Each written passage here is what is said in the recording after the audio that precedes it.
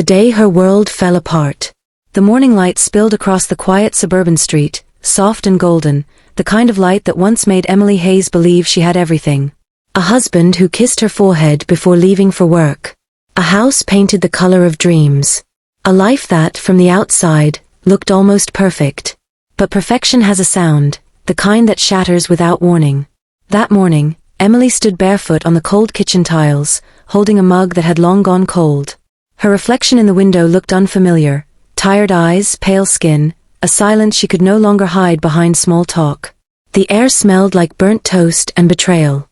She didn't know it yet, but by sunset, her marriage, her home, and her safety would all be gone. Her husband, Ryan, had been distant for months. Late nights, new cologne, a smile that belonged somewhere else. She had told herself it was work. Stress. Maybe a midlife detour that would pass. But when she found the envelope, tucked behind the bills, with her name spelled wrong in a stranger's handwriting, everything she'd been pretending not to see came crashing down. Inside was a receipt for a diamond necklace. The date was last week. The name on the gift tag wasn't hers. Her hands shook as she placed it back on the counter. The silence grew heavier, like the house itself was holding its breath. That was when Ryan walked in, relaxed, confident, humming under his breath. The same man who once promised her forever now carried the calm of someone who already knew forever had expired. Emily didn't scream. She didn't cry. She simply looked at him, the man she'd built her world around, and saw a stranger in her kitchen. That quiet look, that unbearable silence, said everything words could not. By evening, the storm arrived, not in the sky, but in their living room. Arguments unfolded like broken glass, sharp, cutting, impossible to piece together. Ryan confessed. There was another woman. A future he wanted that didn't include her. He was leaving. The house they'd shared was in his name. The savings, the car, even the business she'd helped him build, all legally his. He'd made sure of that long ago, in those "don't worry, I'll handle it" moments she never questioned. By midnight, she was standing in the driveway with 2 suitcases and nowhere to go. Rain began to fall, light at first, then harder, as if the sky itself couldn't bear to watch. Emily drove without direction. Her phone battery died somewhere between tears and exhaustion. The city lights faded behind her as she pulled over near an old rest stop off Route 92. The car heater hummed weakly. That night, she slept in the back seat, her wedding ring resting on the dashboard, catching what little light the moon offered. In the days that followed, she drifted. Cheap motels. Gas station coffee. The kind of loneliness that doesn't echo, it just swallows. Friends disappeared when she needed them most, some out of discomfort, others because Ryan had spun his story first. She became the villain in his version of events. The unstable ex-wife. The one who couldn't handle reality. Weeks turned into months. Her savings ran out. The car broke down outside a grocery store parking lot in a small town called Lakewood, the kind of place where everyone knew everyone, and no one knew her. She found herself sleeping behind the store, wrapped in a blanket she'd found in a donation bin. Each morning, she'd watch the sun rise through her tears, not out of hope, but because she couldn't believe she was still alive.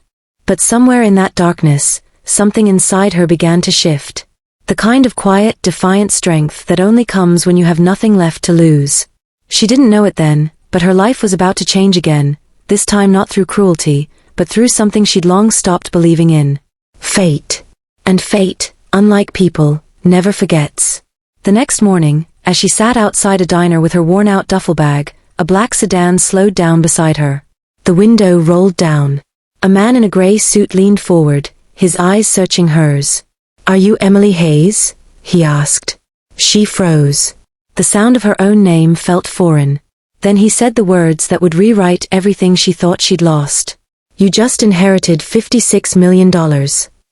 And for the first time in a long time, Emily forgot how to breathe. The stranger who knew her name. For a long, suspended moment, Emily could only stare. The man's voice sounded real, but the words didn't. They hovered in the air between disbelief and miracle, echoing against the hum of passing cars. $56 million. The phrase felt absurd, a language that didn't belong to her. Her world had been made of broken coffee mugs, cold park benches, and sleepless nights. Money, that much money, didn't exist in her reality. The man stepped out of the car, his polished shoes crunching against the gravel. He introduced himself as Mark Ellison, an attorney from a law firm in Seattle. His suit looked expensive, but his eyes held a gentleness she hadn't seen in months. "It's important," he said softly. "I've been looking for you for weeks." Emily couldn't respond. She felt as though she were floating outside her body, watching this scene unfold like someone else's life. Mark handed her a folder, thick, embossed with gold lettering. Her name, Emily Grace Hayes, was printed neatly across the top. Inside were legal documents, a letter, and a signature that froze her heart. Her late aunt, Margaret Langley. A name she hadn't heard in nearly a decade. Her mother's estranged sister, a reclusive woman who disappeared into wealth and silence after a family feud years ago. Emily barely remembered her face, only fragments from childhood summers spent at Margaret's lake house before everything fell apart. "She passed away 6 weeks ago," Mark said, his tone careful, respectful. "She had no children. No spouse. You're her only living relative." Emily blinked, the paper trembling in her hands. She read the words, again and again, trying to anchor herself to reality. Beneficiary, Emily Grace Hayes. Total estate value, $56 million. Her throat tightened. The sky seemed to tilt. She felt dizzy. Part of her wanted to laugh, part of her wanted to cry, and the rest of her wanted to run before someone took it all back. "This can't be real," she whispered. Mark nodded slowly, as if he understood that disbelief was the only sane reaction. "I promise you it is. I can take you to the office, show you the full documentation. We've been trying to locate you. You disappeared from your last address."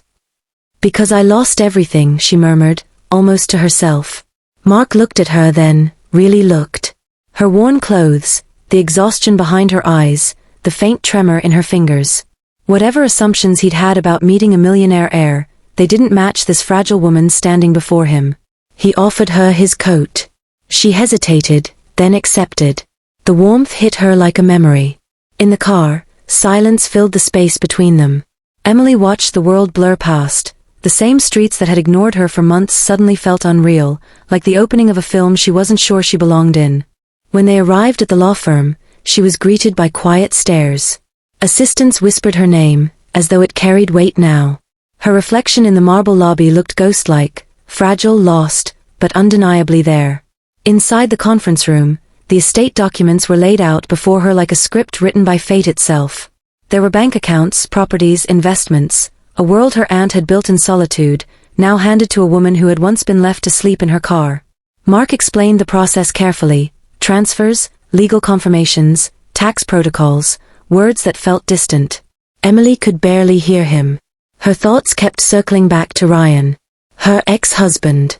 The man who told her she was worthless. Who had laughed as he signed the divorce papers, whispering that she'd never make it on her own. Who took everything and left her with nothing but shame. What would he think if he saw her now? The idea almost scared her, not because she wanted revenge, but because she could feel it awakening inside her. That quiet, sharp edge of justice that had been waiting in the dark. When Mark finished, he placed a single envelope before her. "This was written by your aunt," he said softly. "She wanted you to have it privately." The paper smelled faintly of lavender and thyme. Her aunt's handwriting curled across the page in graceful loops. "Emily, I know we drifted apart, and I carry that guilt. But I've watched you from afar. I saw how life broke you, and how you still stood up every time. You remind me of the woman I once wished to be. Don't let this money change who you are. Let it remind you of your worth. Use it not for revenge, but for redemption." Tears blurred her vision. For a long time, she didn't move. By the time she stepped out of the firm, evening light painted the city in gold. The air felt different, heavier, alive. Emily wasn't the same woman who'd walked in hours ago. She wasn't the broken wife or the forgotten ex. She was someone new, not because of the money, but because life had finally handed her something Ryan never could. Power. As she looked up at the glowing skyline, a slow, steady thought began to form, a promise, both quiet and dangerous. She wouldn't chase revenge. She would let revenge find its way to him. And it would arrive wearing her name. The ghosts of yesterday. The next morning, sunlight crept through the hotel curtains, painting the walls in gold. Emily lay still for a long time, listening to the distant hum of traffic. For months, her mornings had been cold and uncertain, spent counting coins for coffee or watching her breath fog against the window of a car. But now there was warmth again, sheets that smelled clean, water that ran hot, and the quiet disbelief that maybe, just maybe, this wasn't a dream. She sat up, pulling her knees close. The letter from her aunt rested on the nightstand beside a silver pen she hadn't yet touched. She traced her fingers over the handwriting again, the tenderness behind each word. Don't let this money change who you are. Emily didn't want change. She wanted peace. But peace had a strange way of never arriving quietly. Her thoughts wandered to Ryan. His smirk. The final words he'd thrown at her like stones, "You'll come crawling back." That memory used to crush her. Now it only fueled her. The law firm had already transferred an initial portion of the inheritance to her new account. A number she couldn't fully comprehend.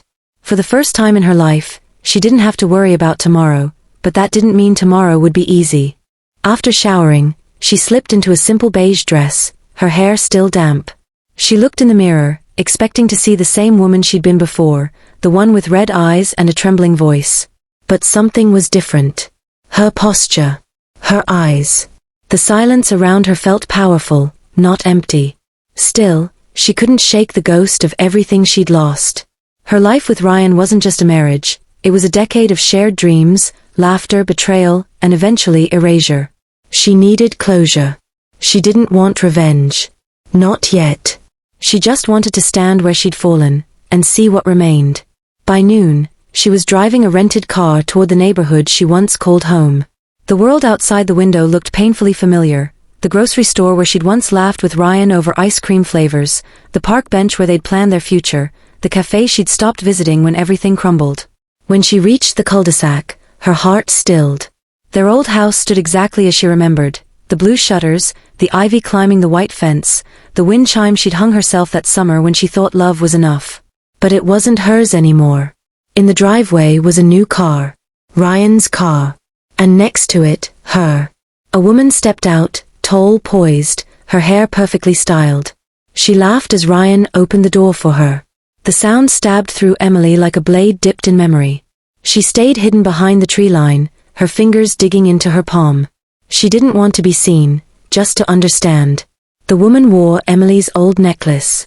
The pearl one Ryan had said he couldn't afford to replace. Emily almost laughed at the irony, how life gives you lessons long after you've stopped asking for them. When Ryan turned toward the house, Emily saw something that froze her. The porch, the one she had painted herself, now had a gold plaque by the door. Hayes Real Estate Group. Her breath caught.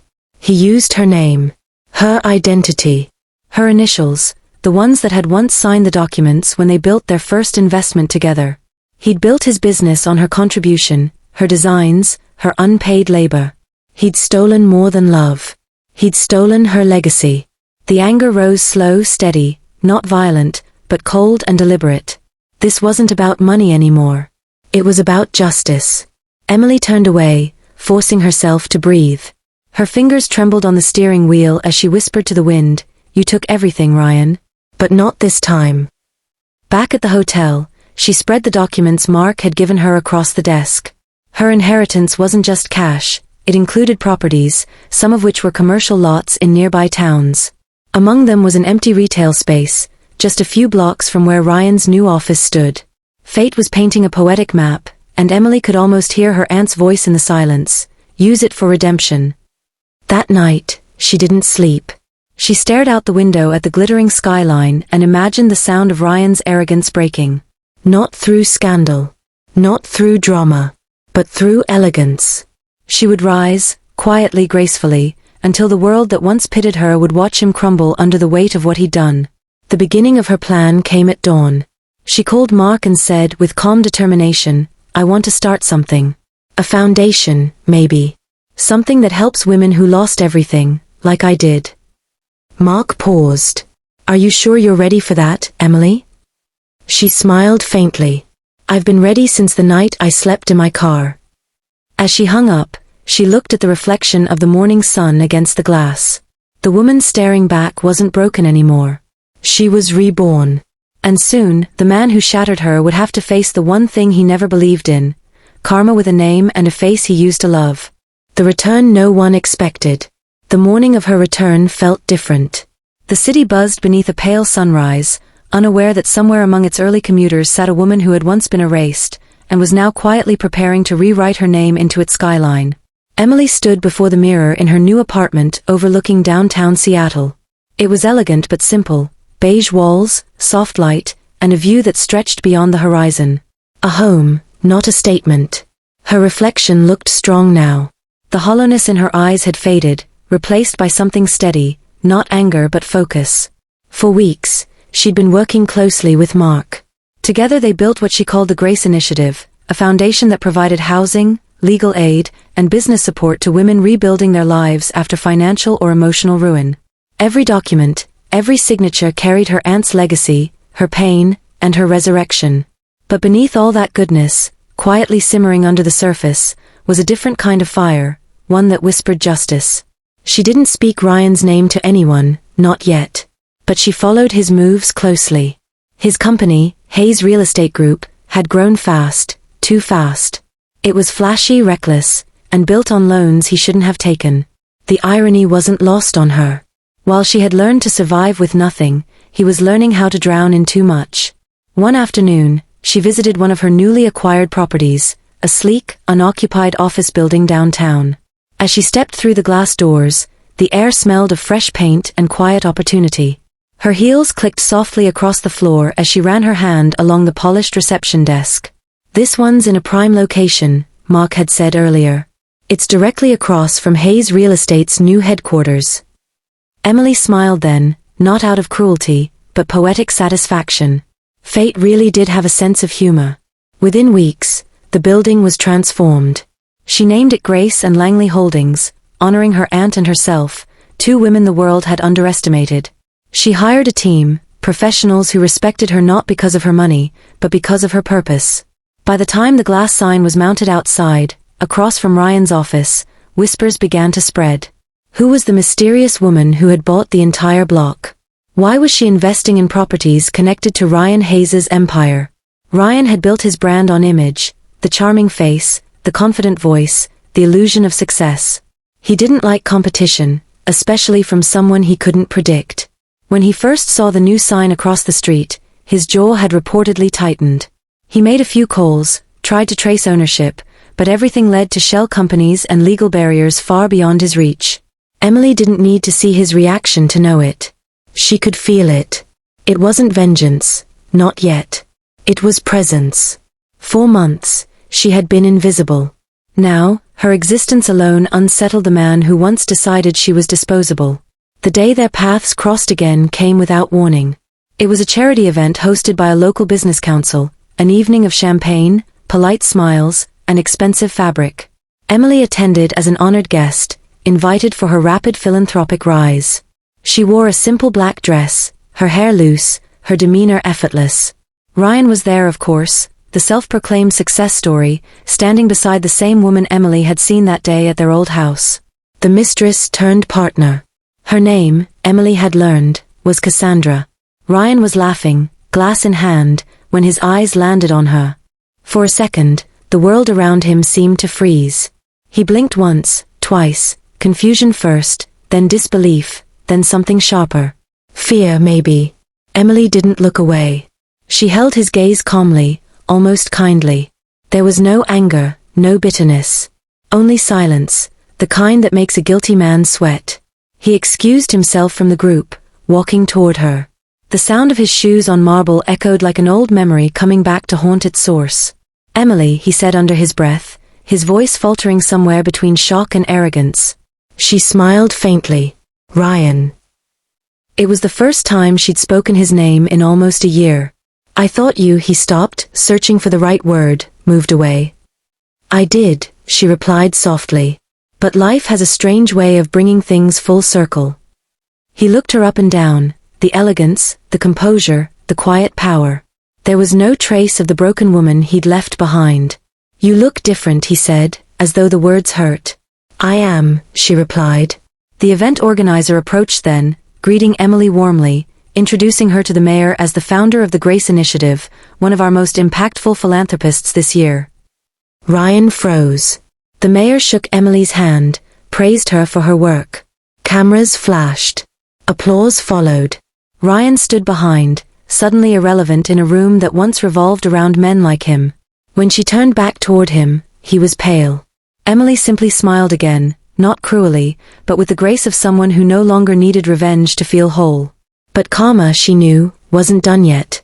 And as Ryan watched her walk away, he didn't know the truth, that the same woman he'd left on the streets was now his silent competitor, sitting across from his empire, waiting for the moment his lies would collapse under their own weight.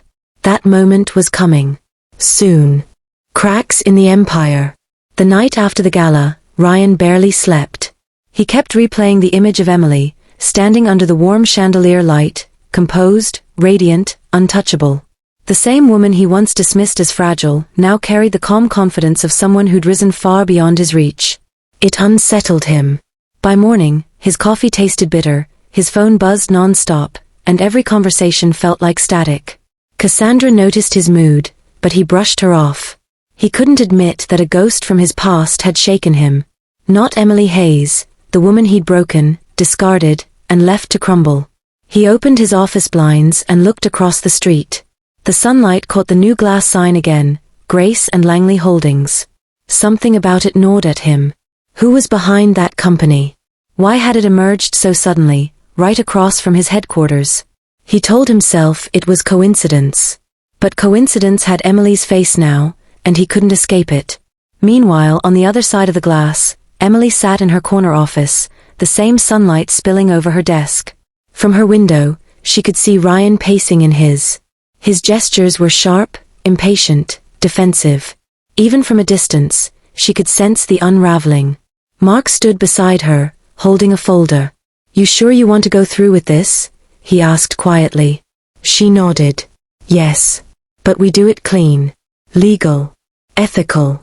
I'm not here to destroy him, Mark. I'm here to expose what he built." He studied her for a moment, then smiled faintly. "You've changed, Emily. You don't talk about pain anymore, you talk about purpose." She turned back to the window.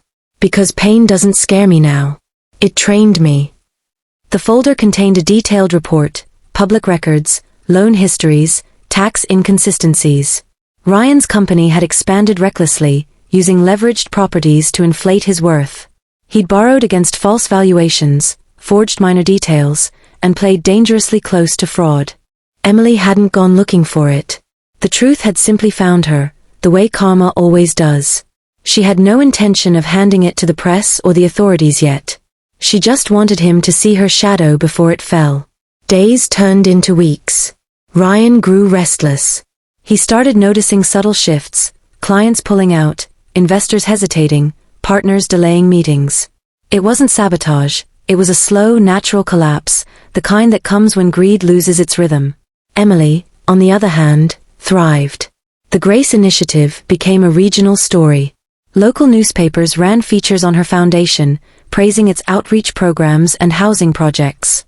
She gave quiet interviews, always poised, always grateful. Never once did she mention Ryan's name. But he saw every article, every headline. He'd wake in the middle of the night, scrolling through photos of her shaking hands with city leaders, smiling at community events. It was as though life itself had chosen her as its redemption arc, while his story turned sour. Cassandra began to notice too. "Who is she?" she asked one evening, irritation lacing her voice. "You talk about her like she's haunting you." Ryan tried to hide it, but the guilt bled through his silence. "No one," he said finally. "Just someone who doesn't matter anymore." But his tone betrayed him. Cassandra crossed her arms. "She matters to you. That's why she's winning." Her words struck deeper than he expected. Because she was right. Emily wasn't fighting him. She wasn't chasing him. She had simply outgrown him. And nothing burns the ego of a selfish man more than irrelevance. One afternoon, Ryan decided to confront the truth directly.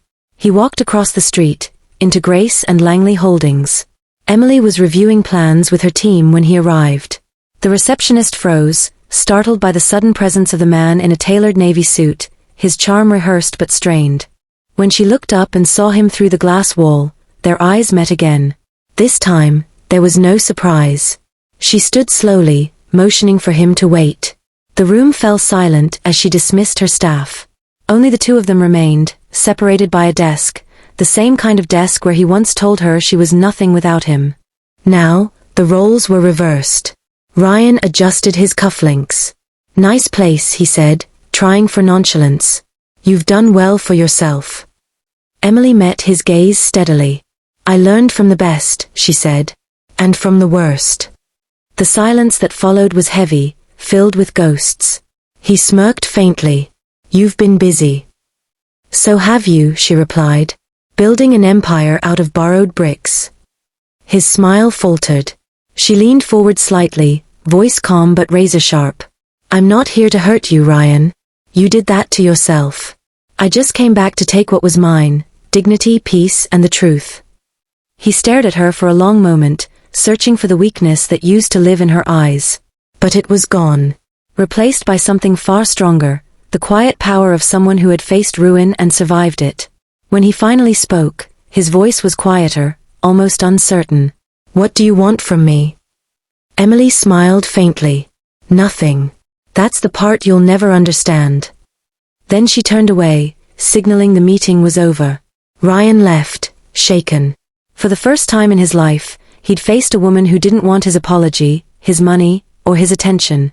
She wanted nothing, and that was what terrified him most. As he stepped outside into the fading afternoon light, a gust of wind caught the new banner on her building.